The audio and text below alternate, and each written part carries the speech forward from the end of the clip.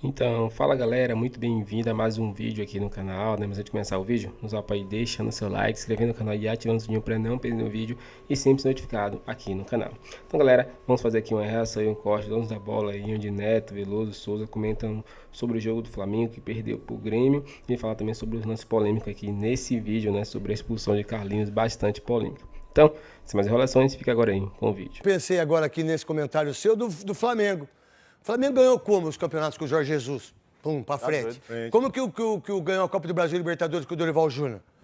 Os dois centroavantes. Pedro e Gabi. Aí que o Tite veio, retrocedeu tudo aquilo que se pensava em relação ao Flamengo. Pô, o Bruno Henrique jogou muito aonde? Tudo que ele arrebentou. Do lado esquerdo. Aonde o Tite colocou ele? Centroavante. Do lado direito. E tá jogando até de centroavante. Do lado, olha que burrice. Aí o Everton Ribeiro, 2 anos jogando no Cruzeiro do lado direito, 2 anos jogando, arrebentando 4 anos o Everton Ribeiro do lado direito. O que o Tite fez com o Everton Ribeiro? Do lado esquerdo. Então ele faz tudo ao contrário para ser o protagonista. Só que o Tite, para mim, é o maior treinador da história do Corinthians. Só que a gente tem que repensar essa parte tática. É mais ou menos o que o Abel faz no Palmeiras, meu irmão. O único time que a gente estava falando que estava vivo era o Flamengo. O Flamengo, para mim, abriu mão do brasileiro. Vai ficar na Copa. Não, e perdeu de 1-0 da Libertadores pro Peñarol. Vai jogar lá agora. Que ganhou de 5 agora. E que ganhou de 5. Olha só a loucura aí. Que pensar disso? O que eu faço como treinador do Corinthians? Deixa eu perguntar, se o Flamengo classifica o Peñarol ou não? Não. Pra você, Souza. Tenho dúvida ainda. Eu também tenho dúvida. Tenho dúvida. Flamengo é um... também. Eu acho difícil, mas o Flamengo é um time... Mas um gol é... Eu não acho muito pro Flamengo, não. É, isso. Não acho muito, não. Pra você, Eu Cassandra. também não acho muito, não, um gol, mas a atmosfera que tá em torno do Flamengo agora. É muito louca. Aí eu não sei se aguenta, hein? Vamos lá. Brasil. Um dia, quando eu parar, quando eu for pro estádio... O Flamengo foi derrotado pelo Grêmio e aumentou a pressão aí no treinador. Aumentou ou não aumentou, Vene? A pressão no treinador? Eu acho que aumenta a pressão para quinta-feira na Libertadores. Então rodou o VT. E olha, uma marcação ontem de arbitragem me irritou, hein? Pra mim, o Carlinhos não tinha que ser expulso. Cadê, Rodolfo? A missão pelo brasileiro ficou com a garotada que mostrou raça. Matheus Gonçalves tenta mandar para Carlinhos, que não alcança. Mas quem saiu na frente foi o Grêmio. Cristaldo é quem fica com a bola e chuta firme de direita. 1-0 Grêmio.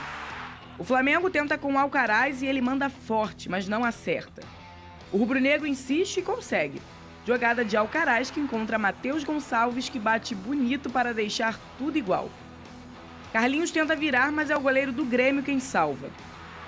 Matheus Gonçalves estava inspirado e obriga o goleiro do Grêmio a se esticar todo. Pelo lado gaúcho, é João Pedro que acerta a bola na trave. Everton Araújo arrisca pelo Fla. Segundo tempo e o Grêmio quase vira após jogada de Soteldo, que deixa Monsalve na boa, mas a bola vai para fora. E aí, Reinaldo tem a chance de finalizar, mas Matheus Cunha tira mal com o pé e é Braithwaite que só empurra. 2-1. E quando já não estava bom para o Flamengo, fica ainda pior. Carlinhos faz falta em Kahneman e é expulso, que sai revoltado e dá um soco na cabine do par. Pressão do Grêmio e mais um gol. Edenilson cruza e é Diego Costa que faz o dele de cabeça. 3-1. Everton Araújo faz bela jogada, finaliza e a bola sobra para o jovem Felipe Tereza marcar de cabeça. O rubro-negro ainda tenta chegar ao empate, mas não deu mais tempo. Final 3-2 e mais uma derrota do Flamengo. Una palavra. Bate! De novo você tá fazendo isso? Tá perseguindo ele! Bate! Tá perseguindo Eu queria falar, sabe o quê? O único imortal que eu conheço é Sandy Júnior, mas não posso Você falar. conheceu o Então Grêmio ontem. Toma o chimarrão. Bate! Bate! Olha, Sabe o que é pior, cara? O Flamengo mereceu ganhar, não merecia. mereceu. Eu ia falar isso contigo. Não Vene. merecia Boa tarde a pra derrota. você. Flamengo jogou. E o Grêmio ganhou. Aí eu pergunto pro Tite, no fim das contas, quem pega os 3 pontos? Quem joga ou quem ganha? Bate! Diz que é quem ganha. Bate! Diz que o futebol não é ponto, é gol. Me falaram Vai ficar lá um na dia. tabela, ó. mais um ponto pro Flamengo porque jogou. E o Grêmio mais 3 porque ganhou. Não tem jeito. Mas olha só, o Flamengo realmente... A gente sempre fala isso aqui nesse programa. Infelizmente, a justiça não acompanha o placar no futebol. Nem sempre, né? Então, o Flamengo realmente performou melhor, mas o Grêmio venceu. Ô, Veneca Casagrande, o que aconteceu com o Flamengo? Vamos lá, antes de mais nada, assim, eu vou ser bem sincero, eu acho que a torcida rubro-negra vai até concordar comigo que quando o Flamengo divulga na sexta-feira que os titulares ficarão no Rio de Janeiro e apenas os reservas vão jogar, e vale ressaltar que o Flamengo só no banco de reservas tinha 10 jogadores ainda do Sub-20. Ninguém imaginava que o Flamengo pudesse, de fato, ganhar lá. Beleza, você poderia até acreditar, mas todo mundo já imaginaria uma derrota. Só que se a gente parar e analisar o que foi o jogo, e eu falei isso aqui, eu falo sério, eu acho que o Flamengo fez um jogo para sair com uma vitória lá diante do Grêmio, mesmo jogando fora de casa. Se a gente for parar e analisar, o torcedor rubro-negro ele fica mais chateado por isso, porque tinha condições de vencer o jogo. O Flamengo fez uma boa partida, sobretudo no primeiro tempo. O Flamengo merecia conquistar pelo menos um ponto, pelo menos um empate fora de casa, ou até mesmo uma vitória, porque, repito, o Flamengo jogou melhor que o Grêmio, pelo menos na minha concepção. Só que o Grêmio soube aproveitar melhor as oportunidades. Eu acho que além dos 3 pontos e da derrota do Flamengo, é uma partida que ilustra muito bem muita coisa que a gente vem falando já aqui no programa. E eu vou mencionar. Vamos lá, Matheus Cunha não é jogador para estar no elenco do Flamengo. A verdade é essa. Ele falhou em 2 gols do Grêmio aí. O setor defensivo do Flamengo, e é algo que o Tite sempre mostrou, capacidade absurda para montar um bom setor defensivo, o setor defensivo do Flamengo hoje é uma mãe. Se a gente for analisar a tabela do Campeonato Brasileiro, dos 8 primeiros colocados, o Flamengo é o time que mais sofreu gol. E é muito fácil fazer gol no Flamengo hoje, independentemente se seja time titular ou reserva. A base deveria ter sido mais utilizada, ou pelo menos os garotos jovens deveria ter sido mais utilizado pelo técnico Tite, porque eles deram conta do recado. Matheus Gonçalves jogou muita bola, Everton Araújo jogou muita bola, o zagueiro Cleiton jogou muita bola, e os mais experientes, daquele que se esperava alguma coisa, não jogaram nada. E mostra muito bem aquilo que a gente veio falando. Ayrton Lucas vive uma péssima fase com a camisa do Flamengo, Davi Luiz vive uma péssima fase com a camisa do Flamengo, o Alan vive uma péssima fase com a camisa do Flamengo, o Alcaraz, 21 anos, jogou bem, embora ele tenha jogado com um time reserva, um time que não está entrosado. E para finalizar a minha linha de raciocínio, o Carlinhos não é jogador para estar no elenco do Flamengo. A verdade é, se é para colocar o Carlinhos, coloca um jovem do Sub-20, que tem potencial. Por exemplo, o Felipe Tereza, ele entrou, faltando alguns minutos para acabar o jogo, na primeira oportunidade que ele teve, botou a bola na rede. Se é para colocar o Carlinhos, é melhor você colocar um jogador destaque do Sub-20 que dá conta do recado. Porque além de você dar uma oportunidade para esse jogador, minutagem no elenco principal, você ainda valoriza esse jogador. E o Carlinhos, na minha concepção, com todo respeito à história dele, que é uma história pessoal linda, maravilhosa, um vencedor na vida, mas não é jogador para estar hoje no elenco do Flamengo. Ô, Lucas Pedrosa, o Tite falou depois dessa derrota mais ou menos essa linha do raciocínio da performance do Flamengo. Cadê? Melhor forma de nós obtermos êxito nessa sequência de jogos de quinta, domingo e quinta, não tinha condições, os outros atletas não iam ter condições de desempenho. Do jogo de hoje, vou ser curto e grosso. O Flamengo jogou, o Grêmio ganhou. Mas, ô Pedrosa, o futebol é isso aí, não é, ô Pedrosa? Ah, gente, olha só, eu acho que talvez o time do Flamengo reserva tenha criado um cenário que dá mais frustração ainda pelo que foi o jogo. Porque, de fato, o time do Flamengo jogou bem. Eu destaco aqui o Everton Araújo novamente, que inclusive mais fez uma até vez, uma né? jogada de Neymar, aquela jogada de Neymar. Ele sair driblando 3-4 é absurdo, ele consegue construir o gol, mas eu digo que ele também foi bem na parte defensiva. Inclusive, para mim, o Everton Araújo está na frente do Alan, por exemplo. Se for pensar em escala de volante do Flamengo, ela é Ortiz, Pulgar e Everton Araújo. E aí você olha o Matheus Gonçalves, mais uma vez, jogando na ponta direita, flutuando pelo meio, fez um golaço também, que é a característica dele. O Lohan, para mim, também fez uma boa partida. Para mim, quem destoou um pouquinho foram justamente aqueles jogadores que já vêm jogando no time principal. O próprio Ayrton Lucas, que inclusive está até na pré-lista do Dorival Júnior para convocação, e eu não sei porquê, né? Não tem coerência nenhuma, porque o Ayrton Lucas já não está jogando bola há muito tempo. E tem um outro ponto também, que infelizmente o Matheus Cunha, não sei se ele falhou em 2, mas com certeza ele falhou no gol principal, porque o Flamengo estava muito vivo na partida e ele acaba entregando um gol ali para o Bright White, e o Bright White acaba ampliando para o Grêmio. E depois a gente sabe, né? É um time que não está entrosado, é um time que não joga junto. Eu prefiro muito mais ver as coisas positivas dos garotos do Flamengo, que corresponderam muito bem, do que pensar de fato no resultado. Eu acho que o Flamengo fez um jogo honesto, decente, perante a situação que estava vivendo. E aquele gostinho de poder vencer aconteceu de fato. O Flamengo jogou melhor do que o Grêmio em algum momento. Depois o Grêmio foi forte, jogadores experientes, Edenilson, Diego Costa, e tudo bem. Mas eu não encaro esse jogo como terra arrasada. E esse Bright White também, né? É, bom jogador, é muito bom jogador, experiência europeia, jogou no Barcelona. Ninguém chega ao Barcelona por acaso, né? E aí ele é um jogador também que foi decisivo.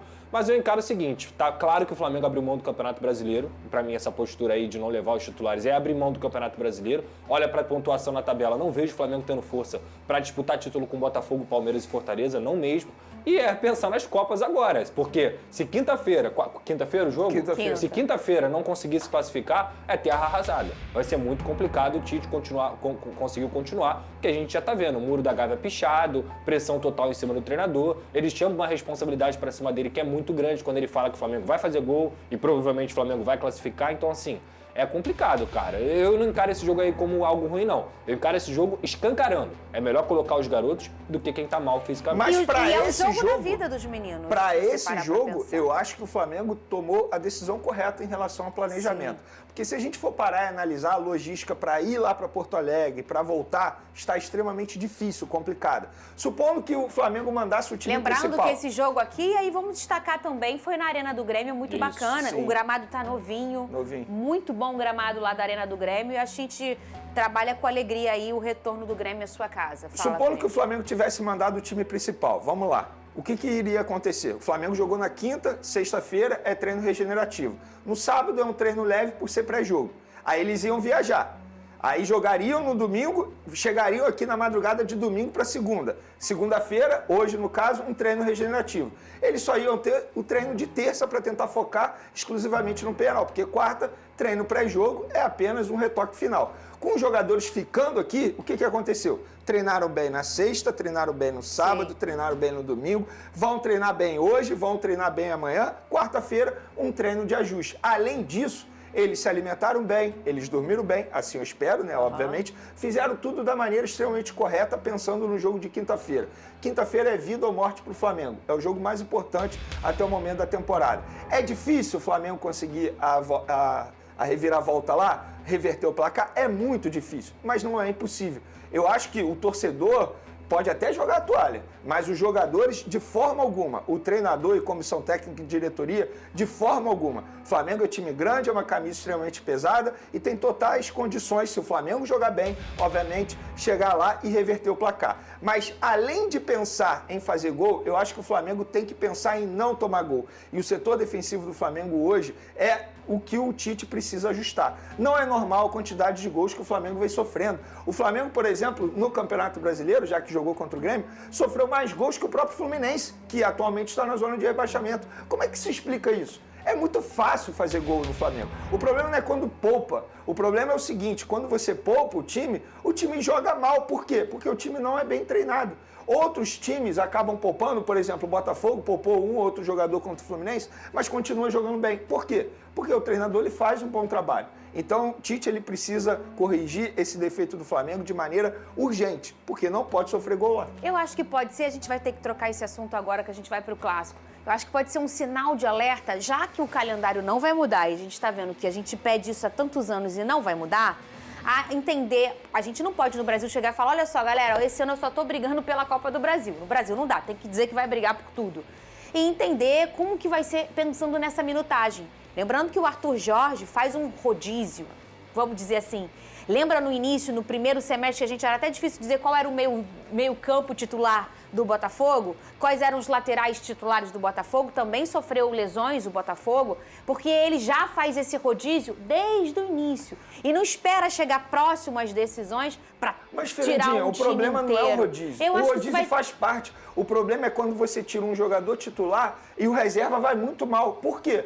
Porque ele não está na mesma rotagem. Mas quando você faz o rodízio, você põe todo mundo para botar minutagem, é muito mais treinamento. Por exemplo, hoje, independentemente de quem jogue, no meio de campo do Botafogo, vou falar ali dos dois volantes, o time vai jogar bem. Por quê? O time é muito bem treinado. No Flamengo, não. Se você mudar uma peça, o time cai muito de rendimento. Mas eu acho que tem um ritmo de jogo aí. Se você for parar pra pensar, há um rodízio no time do Botafogo. Tem pouco tempo que a gente consegue escalar de Mas nos 11. por que há rodízio no time do Botafogo? Porque ele tem elenco e o Flamengo não tem? Porque o Botafogo atacou a janela de transferências infinitamente melhor do que o Flamengo. Infinitamente melhor. Quando o Botafogo entra em julho, ele já tinha 3, 4 jogadores contratados. O Flamengo foi contratado na última semana da janela de transferências. O Botafogo, quando perde jogadores, repõe rapidamente e repõe com qualidade. O Flamengo não. O Flamengo foi fazer isso, repito, na última semana de janela de transferências, nos últimos dias. Então, quando isso aconteceu? Agora, nesse mês agora, o Botafogo desde julho já tem reforço jogando. Entrando, jogando e competindo e dando jogos importantes para o Botafogo. O Igor Jesus é o maior exemplo disso. Mas a gente pode falar do Alan, que tem jogado com frequência, quando ele entra também. A gente pode falar de Todos vários... da segunda o próprio janela. Almada. O Almada Adrielson, é um cara, que foi usado agora. O Almada é um cara que decidiu jogos importantes para o Botafogo. O Adrielson... Então, assim, não tem como comparar o trabalho da diretoria do Botafogo com a diretoria do Flamengo. Eu Esse é um concordo. ponto E não é só crucial. dinheiro, que fique E não muito é só claro. dinheiro. Não. É Esse final senso de de semana- urgência. é isso. Senso de urgência. Esse final de semana eu defendi a diretoria do Botafogo, numa resenha que eu estava tendo com alguns amigos, o seguinte, com dinheiro fica fácil, mas vamos lá, o Igor Jesus foi de graça, o Alan foi de graça, o volante, vários outros jogadores, teve um mapeamento do mercado, um acerto muito bom da diretoria. Cuiabano, ninguém acreditava. Ninguém acreditava, Ninguém é acreditava. só ter o dinheiro.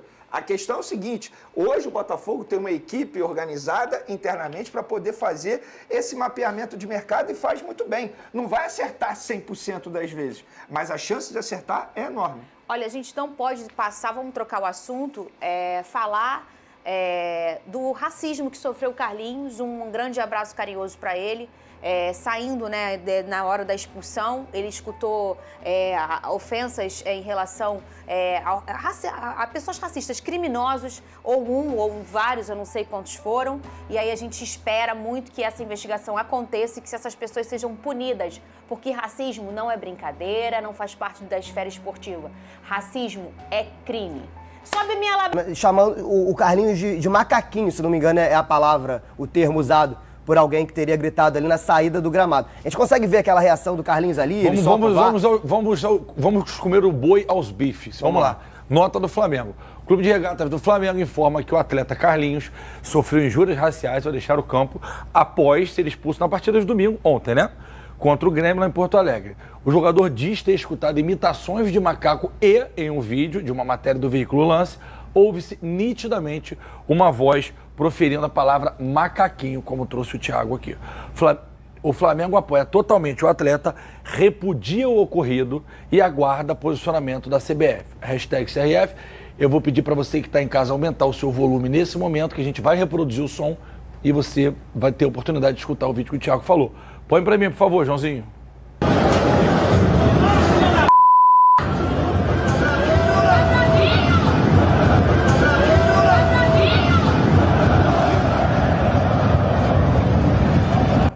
Põe de novo, Joãozinho, por favor.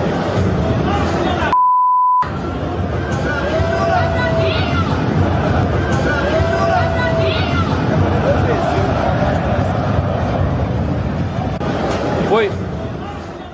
Então, vamos lá. Fala, Thiagão. Dá pra ouvir duas vezes. Aparentemente uma voz masculina, num primeiro momento, e quase que sobreposta a ela uma voz feminina. Então é uma coisa que parecia ser recorrente naquela saída dele na arquibancada, até porque o Carlinhos teve aquele... Não justifica nada, tá? Mas o Carlinhos sai depois da expulsão, dá aquele soco no VAR, etc. Talvez tenha inflamado aquele torcedor que fica aqui naquela beira de entrada do túnel. E dá pra ouvir nitidamente a injúria. Inflamar pra cometer um crime tem que ser preso, né? Exatamente. Porque vai me inflamar, vou pegar um revólver, vou matar alguém porque me inflamou. Isso é crime, então... Nitidamente dá pra ouvir. Eu só quero voltar, antes da gente vir aqui, João, é muito importante a gente falar sobre isso, mas eu vou falar do lance do Carlinhos. O Fernandão falou isso aqui no início da temporada, que a gente ia ver 500 lances iguais com interpretações completamente diferentes, como foi o do Vasco, que a gente vai mostrar aqui também. Isso aí. Da bola na mão e da bola na bola. O lance do Carlinhos não foi absolutamente nada pra expulsão. Não adianta. Aí você pode dar o ataque de pelanca que você quiser. Aqui, quando mete a mão no Vasco, como o Vasco já perdeu uns 9, 10 pontos esse ano por conta de arbitragem, a gente fala, Fluminense, não tem essa. Agora, a gente não vai ter que também ser maluco e bater palma pro maluco dançar. Sim. O lance do Carlinhos, como o Fernando já trouxe várias vezes, já teve 10 desses. 200. E vai ter mais 200. E o critério não vai ser esse. GV, e o mais incrível é que o árbitro não vê, o Bandeira que tá a 60 metros, sei lá, a 40 metros de distância, avisa e ele não vai no VAR olhar. Ele não vai no VAR olhar, porque é cartão vermelho, ele tem que ir lá olhar. Tem que ir lá olhar. Ele não foi nem olhar, ele simplesmente deu o vermelho e pronto, acabou. Cara, a gente tem que entender... E quem tá falando é um zagueiro, teoricamente era pra falar, não pode encostar em mim. Não, a gente tem que entender que o futebol, eu tenho certeza que é contato, não dá pra tirar esse contato do futebol, o futebol tem que ter esse ombro a ombro. No lance do jogo do Botafogo, vamos falar aqui, Fluminense, também é um lance polêmico com relação a isso, só que a gente vê nitidamente, quem tá olhando, que ele vai tirar a mão, ele não tá olhando pro Kahneman. Sabe por quê, Nando? Bem lembrado, se isso aqui é expulsão, era pênalti pro Fluminense contra o Botafogo. Você tá entendendo? A mão do... A gente vai analisar aqui se foi ou não, mas a mão do menino do Botafogo... Ai, cara. Tá. Martins. Isso. Foi mais assintosa do que o toque do Carlinhos no rosto do Foi diretamente sem no rosto. nenhuma dúvida. E assim, não tem... Pra dormir. É isso. E por que não tem critério? A falta é critério. Olha aqui, ó. Ele fez assim, de baixo pra cima. Diferente do empurrão. Diferente do... Completamente diferente. E não tem critério. Não tem. Gente, assim. É o movimento. Você olha o movimento do rapaz, você pode ver se ele estica o braço pra soltar o braço no rosto. Sei muito bem como é que é isso, porque já fiz isso muitas vezes. É o Enzo. Esse juiz é muito Enzo. Esse juiz se xingar. Ops, caramba, ele vai te expulsar. Isso é um Enzo. Olha pra cara dele. O problema, sabe qual é o maior problema, na minha opinião? Não é ser expulsão nisso aí. O problema é ter sido ontem, não ter sido anteontem, e não vai ser amanhã. Não ser amanhã, ser depois de amanhã. Esse é o problema. O maior problema é a falta de critério com relação à regra. A partir do momento que houver um critério, acabou, não tem discussão. Não cabe subjetividade. Subjetividade é quando cabe interpretação de várias pessoas diferentes. Agora vamos voltar pro Carlinhos, João. Põe na tela pra mim que eu queria saber se vocês estiverem confortáveis pra dar a opinião de vocês sobre o que vocês ouviram, tá? Se fala não tem certeza, porque muita gente não tem certeza, tampouco a imprensa de maneira geral. Se foi macaquinho, é crime, tem que ser preso. Acabou. Aí não tem conversa. Mas o que vocês entenderam, se vocês estiverem confortáveis? Bota o lance de novo, João. Deixa rodando aqui pra mim do Carlinhos saindo, por favor. Vai, Thiago. Não, me parece muito nítido, até porque acontece duas vezes na mesma... É que é uma fala sobreposta, né? Parece ter uma voz masculina que começa um primeiro xingamento e uma feminina que se... O masculino vai tomar caju. Tem ali a legenda. Tem uma coisa antes. E agora só solta o vídeo, você vai ouvir. Tem duas vezes. Vai lá, bota de novo, aumenta o som, Joãozinho. O macaquinho, né? Rapidinho, Thiaguinho. Vai, João. Agora. Viu? São duas vezes. Tem duas, tem um masculino também. Então é aquela coisa, ele tá saindo ali naquela parte que ele tá entrando naquele túnel, provavelmente aquela torcida que tá ali próximo ao túnel é a torcida do Grêmio, até porque é daquela coisa de dar aquela pressão, etc. E provavelmente era uma coisa que tava acontecendo corriqueiramente na arquibancada. E são duas, são a mesma palavra por uma voz mais grossa e a outra mais fina. Né? Porque... É o efeito manada, tem nos teus livros. É isso aí. Alguém fala, encoraja outro. Agora, o que é muito importante, muito perigoso, é essa nota do Grêmio, e a gente vai explicar o porquê. Põe pra mim, João, por favor. Indagado pelo clube, o torcedor, que costuma acompanhar os jogos sempre na mesma posição, nas cadeiras próximas ao túnel, exatamente ali onde foi a discussão, disse que após presenciar o ato do atleta do Flamengo quebrar a cabine do VAR, e aí sim, Carlinhos está completamente errado, e vai receber os rigores da lei, falou tá brabinho, frase que foi repetida por uma criança que estava ao seu lado, que a gente achou ser a voz feminina, de repente, porque era uma criança, uma voz um pouco menos... Sim, mais aguda. Grave, mais fina. O Grêmio estuda ainda outras medidas relativas ao episódio e aproveita para reforçar o seu compromisso contra qualquer tipo de discriminação. Esclarece que tem um amplo trabalho de combate ao racismo, até porque já se lascou há 10 anos atrás no caso do Aranha, e que, além disso, vai sempre fazer todo o possível para identificar e punir os que eventualmente cometeram qualquer tipo de ilegalidade no ambiente dos jogos. O clube está à disposição das autoridades públicas e desportivas para colaborar com o caso. Beleza. YouTube Premium é o YouTube sem a... Por que eu falei que é perigoso? A nota inteira é essa daqui, e aí o cara vem aqui, ó, Zaca do Grêmio, o cara que falou, eu gritei, tá brabinho, logo em seguida a frase foi repetida pelas crianças que estavam no setor. Flamengo quer tirar o foco da situação grave, soco do Carlinhos na cabine do VAR. Aí vai ser aquela guerra de narrativa, né? Aí a menina já comenta ali, enfim, pode... Ah, mas tá ali a opinião dela, pô. Se ela botou na rede social, não tem problema. Bota ali pra mim, por favor, menina, rapidinho. Só pra gente ver o que ela falou, porque ela é blogueira também, do Grêmio. Coloquem esse jurídico pra trabalhar. Passou da hora de processar todas essas páginas. Então, aí, Fernandão e Thiago, é um problema porque vai ser uma guerra de narrativas que é o que a gente vive no nosso país, sobretudo nessa época de eleição, né? Se a gente olhar o debate, se você for na pelada lá em São Gonçalo, no campo do 007 ou do Azulão, mas é organizado com o debate. Tirando do Rio, que foi muito bem controlado, inclusive, pelo JP e a educação dos candidatos do Rio, aliás, não é pra comparar com a de São Paulo, né? Alguns deles, porque lá é dedo no olho e gritaria, pra não falar outra coisa. Mas e aí? Jornalisticamente, como é que a gente consegue olhar para esse caso, Thiago? Acho que jornalisticamente a gente teria que dar os dois fatos, igual a gente fez aqui agora no Donos da Bola. A gente mostrou o lado do Flamengo, o que o Flamengo de fato usou ali como argumento, e depois dar o lado do Grêmio também. E foi o que a gente acabou de fazer aqui. A gente deu a versão do Grêmio. E não tem como cravar nada, né? E exatamente, não tem como cravar nada. Eu não conheço uma tecnologia que possa desmembrar melhor esse vídeo para poder, canalizar. O histórico da torcida do Grêmio, pelo fato daquela menina, mas é dá muito um pouco complicado. É muito complicado a gente usar um histórico em cima de... É como se a gente tivesse... acho que talvez não seja o melhor argumento. A gente sabe o que já aconteceu em relação à torcida do Grêmio em um outro episódio, mas não pode generalizar também. Não pode dizer que o torcedor Vamos fazer o seguinte, a produção tá falando aqui, vamos botar de novo, aumentar o volume, o pessoal de casa escuta, se tiverem mais alguma coisa, a gente encerra e segue, porque tem muito programa. Vamos lá, bota aí, Joãozinho.